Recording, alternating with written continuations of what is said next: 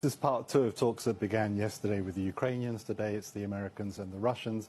The Americans are hoping eventually to get an agreement to extend an existing ceasefire covering energy infrastructure to include the Black Sea, covering shipping there, as well as to thrash out some of the details of how things like monitoring will take place on the energy infrastructure, for example, and what happens if it's breached.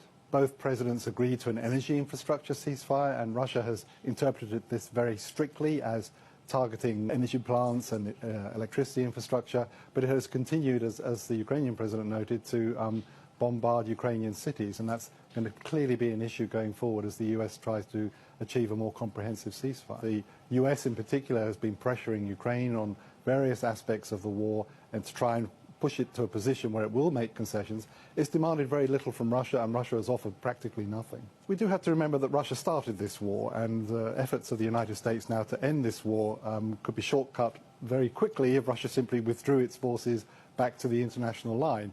Clearly Vladimir Putin is not going to do that, so any compromise deal that the US thrashes out is going to involve some loss of Ukrainian territory. The US doesn't have much expectation that Europe will be able to put some kind of force on the ground that would tip the balance in this war. And so it's very much taking the view that Russia has always taken, in fact, that this is a matter for discussion between the US and Russia, and that the two of them will thrash out some agreement that will be presented to the Ukrainians and to Europeans to accept and sign up to.